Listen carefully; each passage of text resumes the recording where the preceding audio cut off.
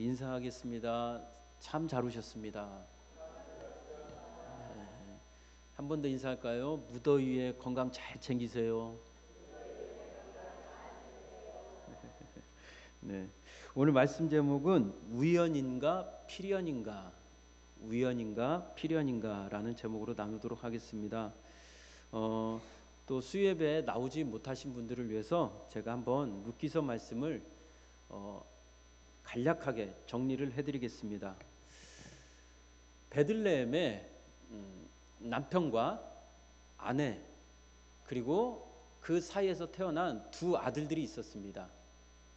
그런데 이 단란한 네 식구가 살고 있는 그 베들레헴에 흉년이 든 거예요. 곡식이 없는 겁니다. 그래서 이들이 야, 한평생 우리가 이 베들레헴 땅에서 살았지만 앞으로 이곳에는 희망이 없다. 그래서 새 삶을 위해서 개척하기 위하여 우리가 다른 지역으로 좀 이사를 가자 하고 그 베들레헴 사람들이, 유대인들이, 이스라엘 사람들이 모압이라는 이방 땅으로 이주를 합니다. 그 모압 땅은 간단하게 말씀을 드리면 하나님을 떠난 백성들이 살고 있는 철저하게 하나님으로부터 외면당한 지역과 또 사람들입니다. 그런데 그들이 먹고 살기 위하여 떠났어요. 그런데 그 가장 아버지의 이름이 뭐냐? 엘리멜렉이라는 사람입니다. 근데 이 엘리멜렉이라는 이름의 또 뜻이 뭐냐? 하나님은 나의 왕이시다. 하나님은 나를 사랑하신다. 뭐 이런 굉장히 하나님 중심으로 살아가도록 설계된 그런 이름의 뜻입니다. 근데 이 사람들이 사사시대에 기근이 들어가지고 모압으로 간 거예요. 근데 거기서 아버지가 죽어버립니다. 영문도 모르게 죽어버려요. 그리고 그 아들들, 두 아들을 여외하잖아요. 그런데 이 두 아들을 또 그 이방 땅의 모압 여인들과 결혼을 시킵니다. 그런데 또 불행은 한꺼번에 막 밀려서 올 때가 있잖아요. 아버지가 죽자 아들 둘이 또 죽어버려요. 그래서 이제 여자 몇이 남은 겁니까? 시어머니와 며느리 둘이 남았어요. 합이 몇 명이죠? 3명입니다. 여자 과부 셋이 남게 된 거예요. 그러자 시어머니가 중대한 결정을 합니다. 야, 더 이상 우리는 이제 보호자가 없다. 뭉쳐도 죽고 흩어져도 죽는 인생이다. 차라리 이럴 바에 그냥 우리 각자 도생하자 라고 하면서 이 며느리들한테 니들 친정 고향 땅으로 돌아가라 라고 시어머니가 그렇게 명령을 하자 이 둘째 며느리는 어머니 곁을 떠납니다. 그런데 이 첫째 며느리, 오늘 말씀의 주인공 룻, 이 룻이라는 여인은 그래도 저는 어머니 옆에서 있겠습니다. 어머니 가는 곳에 저도 따라가겠습니다 라고 어머니랑 같이 그렇게 평생을 살기로 약속을 하고 다짐을 합니다. 그런데 어느 날 갑자기 자기가 떠나왔던 그 베들레헴에 곡식이 넘친다라는, 이제 먹고 살만한다라는 소식이 들려온 거예요. 그러니까 이 어머니가 어떤 생각이 들겠어요? 그래, 죽어도 이방 땅에서 죽느니 내 고향으로 돌아가자 라고 고향으로 돌아갔습니다. 이 고향 사람들이 이제 환영을 하겠죠? 아니, 그 나홈이라는 여자 아니야? 기근이 들어가지고 이 베들레헴을 떠나가지고 다시 저 모압으로 갔던 이 여성 아니야? 그 남편 따라서 갔던, 아들들이랑 갔던 그 여성 아니야? 동네 사람들이 막 맞이해 주는데 나홈의 마음은 기쁘겠어요, 슬프겠어요? 왜 슬퍼요? 다 잃어버렸어요. 고향을 떠날 때는 남편도 있었고 자식들도 있었는데 올 때는 빈 털터리가 돼서 이제 며느리 하나하고 그리고 빈손으로 고향으로 돌아오는데 얼마나 눈물이 나겠습니까? 이제 막상 고향으로 돌아왔는데 먹고 살아야 하잖아요. 맞죠? 먹고 살아야 하는데 세상에 이 며느리가 얼마나 착한지, 어머니, 제가 어머니를 위해서 꼭 먹여 살릴 테니까 걱정하지 마세요. 그러면서 남 밭에 가서 추수할 때쯤 떨어진 곡식 낫 알들이 있잖아요. 그걸 갖다가 이제 주워서 모아서 그렇게 어머니를 공양을 하려고 여자가 하루하루 일을 나가는 겁니다. 근데 여기서 기가 막힌 일들이 일어나요. 이제 양식을 주우러 나가는데 추수하러 나가는 게 아니에요. 추수하고 먹다 떨어진, 추수를 하고 나달이 맺어져 있거나 아니면 땅에 떨어진 그런 알곡들을 주우러 나갔는데 그 밭의 주인이 여러분들이 너무 좋아하고 만나고 싶어하는 정말 판타지 소설에서나 나오는 남자 멋진 주인공이죠. 따라서 하겠습니다. 보아스. 보아스라는 사람을 만나요. 그 밭 주인이 누구라고요? 보아스입니다. 근데 이 사람이 그 지역의 유지예요. 돈도 많고 인물도 좋고 더군다나 성품까지 좋은 거예요. 부럽죠? 네. 그런데 이 보아스의 밭에 갔는데 이 보아스가 세상에 룻을 알아본 거예요. 저 여자 어디서 온 여자지? 그러자 옆에 있는 사환이 이 고향 사람인데 먹고 살려고 저 모압 땅으로 갔다가 거기서 다 자기 남편도 잃고 시아버지도 잃고 이젠 두 과부가 와서 다시 고향으로 돌아와서 먹고 살기 위해서 오늘 주인님의 밭에 일하러 나온 겁니다. 라고 하자 보아스가 나도 들었어. 그렇게 효녀라는 걸 들었어. 라고 룻한테 가가지고 야, 다른 사람들 의식하지 말고 이건 내 밭이니까 마음껏 여기서 곡식을 주워가라. 마음껏. 그리고 또 몸종들한테 명령을 내립니다. 그러니까 소년들이라고 하는데 남자들을 말하는 거예요. 야, 이 남자들 이방 여인이라고 무시하지 말고 학대하지 말고 니네 그 토박이들이 행세하는 그런 텃세 부리지 말고 이 여자가 목마를 때 그리고 배고플 때는 마음껏 먹을 수 있도록 배려해주고 이 여자 건들지 마라 라고 주인님이 그렇게 룻을 챙겨줍니다. 근데 그 주인님이 그렇게 보아스가 챙겨줄 때 룻이 마음이 어떠겠어요? 나 같은 천한 것이 무엇이간데 나에게 이런 은혜를 베풀어 주십니까? 라고 합니다.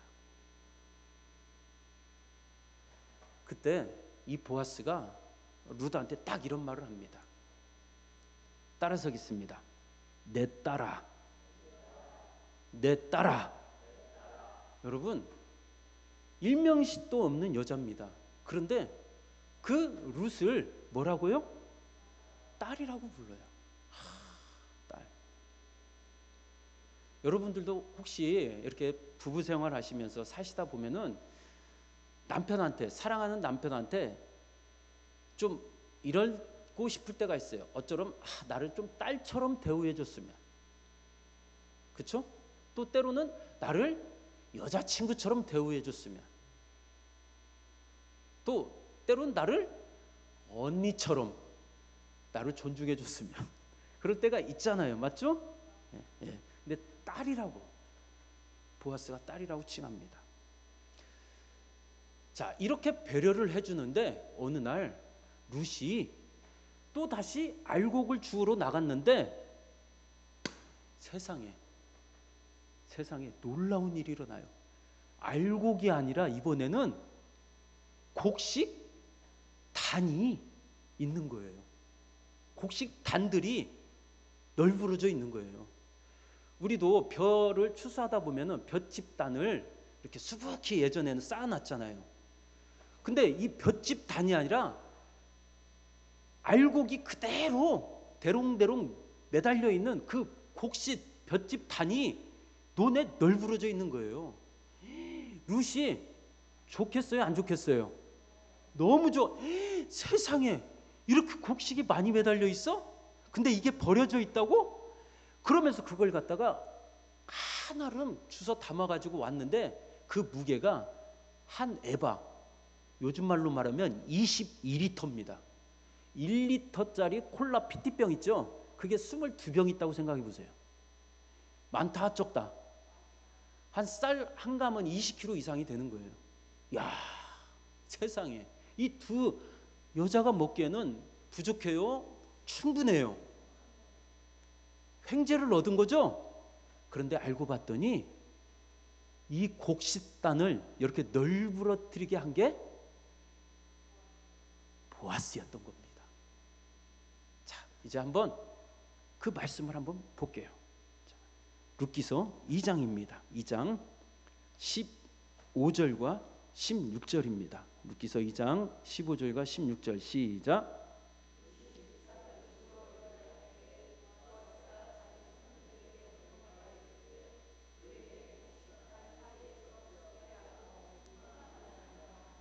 또 그를 위하여 곡식 다발에서 조금씩 뽑아 버려서 그에게 줍게 하고 꾸짖지 말라 하니라.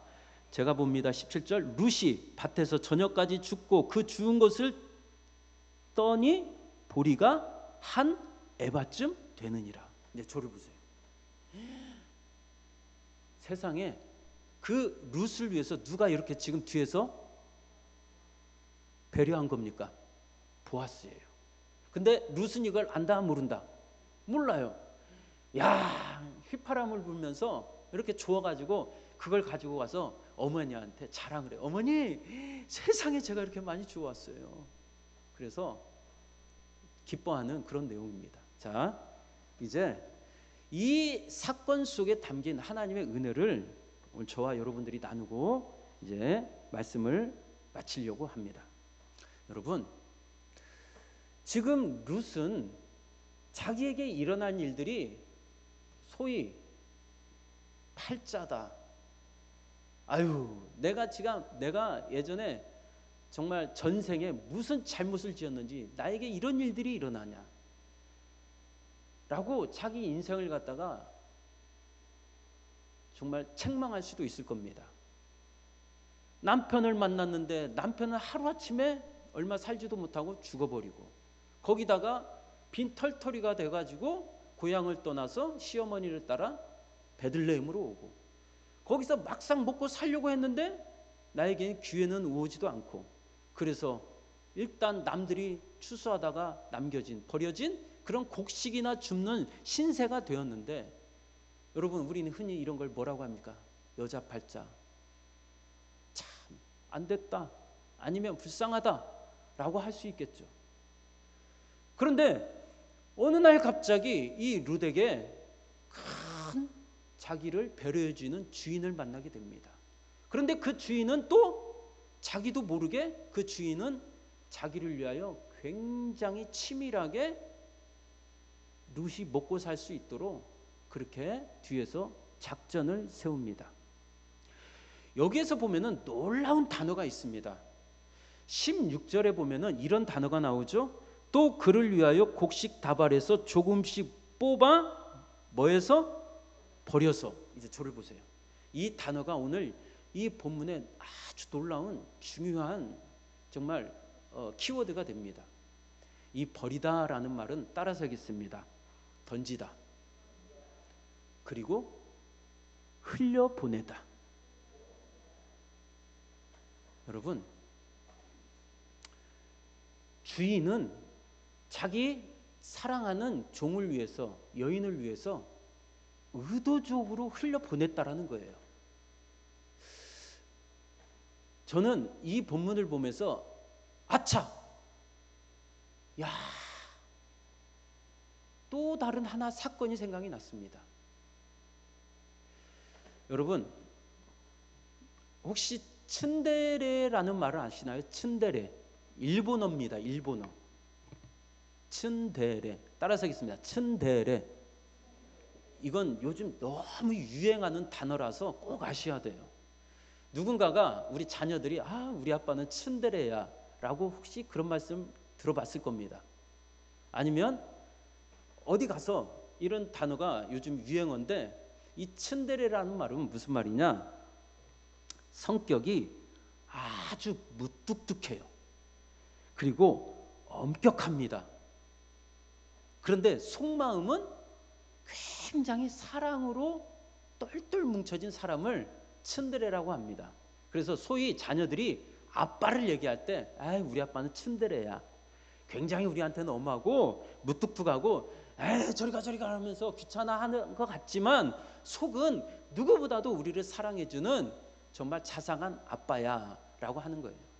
그래서 교회에서도 보면 우리 특히 남집사님들, 남자 성도분들은 좀 스타일이 어때요? 츤데레예요, 츤데레. 제가 보면은 우리 교회에서도 그런 분이 꼭 한 분 계세요. 제가 봤을 때는 항상 우리 성도들을, 또 성가대원들이 연습할 때 그 전보다 훨씬 먼저 나와서 식당에서 막 투박한 손으로 막 쌀을 팍팍 씻으면서 밥을 안 치는 분이 계세요. 누구시죠? 송주성 집사님이세요. 밥도 식당에도 제일 먼저 들어오셔서 식사하시고 제일 먼저 나가시는 분이에요. 식사를 언제 하셨는가라고 모를 정도입니다. 근데 보시면 무뚝뚝해요. 맞죠? 표현도 안 하시고 말씀도 없으시고, 그렇죠? 근데 제가 보면은 누구보다도 성도들을 뭐 하기 때문에? 사랑하시기 때문에, 그리고 섬기고자 하는 마음이 있기 때문에 항상 우리보다 앞서 행하시는 예수님 같은 분이신가 봐요. 이런 분을 갖다가 츤데레라고 합니다. 여러분, 제가 보면은 예수님도 츤데레예요. 츤데레. 자, 마태복음 15장을 시간이 없으니까 찾아보지 마시고 제를 들으세요. 마태복음 15장에 보면 예수님이 어느 날 갑자기 밥을 먹으려고 하는데 어느 여자가 달려옵니다. 예수님, 예수님, 제 딸 좀 살려주세요. 뭐냐 너? 알고 봤더니 수로보니게 여인입니다. 다시 말하면 이스라엘 여인이 아니라 저 이방, 짐승 취급받는 이방 여인이에요. 그런데 그 여인이 와가지고 예수님, 제 딸 좀 살려주세요 라고 하자 예수님이 살벌한 말을 해요. 야, 내가 이방 개들한테 먹을 걸 주는 게 낫겠냐? 내 자식한테 먹을 걸 주는 게 낫겠냐? 예수님이 너무 말이 잔인하시죠. 그렇게 우리가 인자하고 사랑이 많은 분으로 생각하고 그 여인은 예수님한테 도와달라고 왔는데 예수님이 야, 내 떡이 있다면 내 딸이나 내 자식한테 주지 내가 개한테 주겠느냐? 라고 합니다. 그런데 그 여인이 이런 말을 해요. 예, 맞습니다. 예수님 말씀이 당연지사입니다. 그러나 주인의 상에서 떨어지는 부스러기도 개들은 좋아합니다. 근데 거기서 떨어지다, 버려지다 라는 떡이라는 말이 있죠. 세상에 그 버려진 그 단어가 누룩기 2장 15절에서 나왔던 주인이 그 여종을 위해서 버렸던, 흘렸던 그 단어하고 똑같아요. 그러니까 여자는, 그 여종은 예수님 앞에 나왔을 때 예수님 맞습니다. 주인의 상에서 떨어지는 부스럭이라도 좋습니다 라고 했던 말은 주인이 자기 사랑하는 애완견 아니면 사람, 내가 사랑해서 의도적으로 흘려서 줬을 때 그것을 아는 개든 사람이든 아, 주인은 나를 위해서 이렇게 배려를 해줬어. 나는 그 주인의 사랑이 너무나도 좋아. 여자는 그 고백을 하는 거예요. 예수님, 저를 위해서 그렇게 배려를 해주신다면은 그런 작은 배려도 저는 좋습니다. 오늘 예수님은, 그리고 보아스는 바로 그것을, 이 자기 사랑하는 딸, 그리고 보아스는 자기 사랑하는 요정을 위해서 이렇게 의도적으로 츤데레 같은 사람으로서 보여주고 있는 것입니다. 여러분, 룻이 보아스를 우연히 만났을까요? 이건 하나님의 츤데레 같은, 겉으로는 표현하지 않지만 하나님은 우리 뒤에서 자상하게, 누구보다도 섬세하게, 누구보다도 우리 자녀들을 위해서 하나님은 치밀하게 준비하셨던 계획이라는 것을 믿으시기 바랍니다. 우연히 만난 것이 아니라, 룻은 보아스를 우연히 만난 게 아니라, 하나님은 겉으로는 무뚝뚝하게 아무 말씀 없으셨던 것 같지만 뒤에서는 룻이 보아스를 만나도록 준비하셨다라는 내용이 성경에 간접적으로 표현이 되어 있습니다. 한번 그 구절을 보겠습니다. 자, 룻기서 2장입니다. 룻기서 2장 3절과 4절. 룻기서 2장 3절 4절.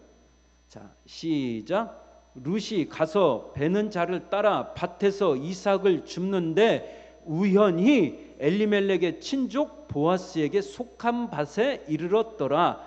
4절 시작. 마침 보아스가, 거기까지요. 거기까지. 여러분, 우연히 갔다고 했죠? 그런데 마침이라고 되어 있습니다. 이 말은 뭐냐? finally, 곧 마침내. 이 말은 직역을 하면 이거예요. 우연히 룻이 보아스의 밭에 간 것 같지만 finally, 하나님은 마침내 그 일을 성사시켰다라는 것입니다. 룻이 우연히 보아스를 만난 게 아니라 그 일을 누가 준비하고 계셨다? 하나님이 그 일을 마침내 이루셨다라는 것입니다. 할렐루야. 그리고 그 보아스를 만나게 함으로 룻은 가장 존귀하고 보배로운 현숙한 여인으로, 그리고 훗날 다윗 왕을 낳게 되는 다윗 왕의 증조 할머니가 되게 됩니다. 놀랍죠? 자, 이제 말씀을 정리하겠습니다. 혹시 시간이 되시면 여러분 꼭 이 영화를 한번 가족들하고 보셨으면 좋겠어요. 1997년도에 나온 영화인데요. 따라서 하겠습니다. 인생은 아름다워. 이 영화가 어떤 영화인지 제가 소개를 하겠습니다. 세계 2차 대전이 발발했을 때입니다. 그때 이탈리아 사람들을, 그 중에 아빠와 엄마와 아들이 포로 수용소에 끌려가게 됩니다. 포로 수용소에 끌려가게 되면은 살아요, 죽어요? 다 죽어요. 그런데 아빠는 아들을 위해서, 그 포로 수용소에 끌려갔을 때 아들이 얼마나 공포스러워하겠습니까? 이 조슈아라는 이름입니다. 여호수아 같은 이름이죠. 호세야 같은 이름입니다. 그런데 이 여호수아, 호수아라는 이름이 곧 예수님을 예표하는 이름이죠. 그러니까 이 감독이 기독교인의 관점으로, 어떤 복음적인 관점으로 이 영화를 만든 것 같아요. 아무튼 이 아버지가 그 포로 수용소에 있을 때 아들이 너무나도 공포스러워하고, 그리고 아들이 스트레스를 받을까 봐 아빠가 그 포로 수용소에 갇혀 있는 동안에 아들을 위해서 배려를 합니다. 어떻게 하냐? 아빠가 매일 유머와 농담으로 아이를 재밌게 해줘요. 그 공포감이 찾아오지 않도록. 그러면서 아들에게 어느 날 수수께끼를 냅니다. 아들아, 우리 게임하자. 그래서 이 게임에서 1000점을 얻게 되지, 마지막 1000점까지 네가 딱 채우게 되지, 아빠랑 이겨서. 그러면 아빠가 진짜 탱크를 너한테 선물로 해줄게. 어린 남자애들은 탱크, 비행기 얼마나 좋아합니까? 그러니까 아빠가 그 아이한테, 네가 아빠와의 게임에서 이기면 1000점을 채우면은 아빠가 진짜 탱크를 줄게. 그러자 철없는 아이는 와 신난다 하면서 그 수용소 안에서 기뻐합니다. 그리고 아빠가 이제 숨바꼭질을 하자고 합니다. 아들아 숨바꼭질을 하자. 그런데 어떤 사람들이 와서 너한테 총을 겨누기 전에, 너를 찾아내기 전에 이 수용소 안에서 너는 꼭 숨어 있어야 돼. 그리고 저기 쓰레기통에 가가지고 네 몸을 숨기고 절대 나오면 안 돼? 라고 웃으면서 게임을 합니다. 근데 아빠는 지금 웃고 있지만 이게 뭘 지금 얘기하고 있는 거예요? 그래, 나는 죽어도 너는 꼭 살아야 한다. 내가 너를 꼭 살려주겠다 라고 지금 그렇게 게임을 하는 겁니다. 그리고 꼭꼭 숨어라, 머리카락 보일라 하면서 아들을 꼭꼭 숨겨놓고 나서 그때 이제 독일이 패망하고 남은 포로 수용소 안에 있는 그 포로들을 싹 죽여버리려고 하는, 집단 학살을 하려고 하는 거예요. 그때 아빠는 그 아이들을 그렇게 숨바꼭질과 함께 숨겨놓고 아빠는 이제 사형의 현장으로 가는 겁니다. 그리고 탕탕탕 총소리와 함께 아빠는 어떻게 돼요? 죽게 돼요. 아빠가 죽은 줄도 모르고 계속 꽁꽁 숨어 있는 거예요. 절대 이 게임에서 지면 안 돼. 나는 탱크를 얻어야 돼. 절대 아빠가 나오지 말라고 했어. 머리카락까지 다 숨기라고 했어. 그렇게 아빠와 게임하는 줄 알고 꽁꽁 숨어 있다가 미군들이 이제 그 수용소에 오는 겁니다. 그리고 탱크를 타고 오는 거예요. 야, 내가 이겼다. 내가 드디어 천점을 채웠다. 그랬더니 진짜 아빠가 나에게 탱크를 주셨다. 그러면서 그 탱크 전차장이 그 아이를 태우게 됩니다. 근데 아이는 너무 좋아하는 거예요. 야, 드디어 내가 탱크가 생겼다. 그리고 영화는 그렇게 끝나게 됩니다. 근데 그때 한 나레이션이 이런 말을 합니다. 희생당하신 아버지, 그분은 저에게 최고의 생명을 주셨습니다 라고 영화는 그렇게 끝나게 돼요. 여러분, 그 아들을 살리려고 다 누가 준비한 겁니까? 아버지가. 그리고 그 아들을 위해서 누가 희생당하신 겁니까? 아버지가. 여러분, 바로 예수님이 우리에게 그런 아버지가 되십니다. 우리에게 우연이라는 일은 절대 없습니다.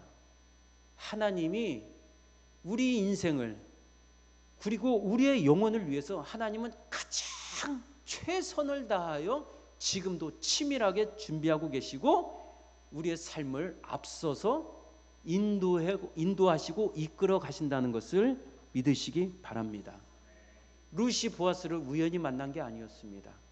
하나님이 움직이셨던 것입니다. 우리 또한 우리가 여기까지 온 것이 아니라 하나님이 인도하신 것입니다.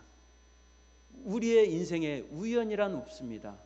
하나님이 우리를 향하신 최고의 선한 자리로 이끌기 위한 필연밖에 없다는 것을 꼭 기억하시기 바랍니다. 그렇기 때문에 앞으로도 우리의 인생은 누가 주도하고 계신다? 하나님이 주도하고 계신다는 것을 꼭 여러분들이 믿으시고 남은 시간 그리고 시작되는 한 주간 그리고 앞으로 남은 여생 하나님 안에서 여러분이 힘있게 소망 가지고 살아가시길 주님의 이름으로 축복합니다. 우리 찬양하겠습니다. 우리 감사라는 찬양입니다. 감사.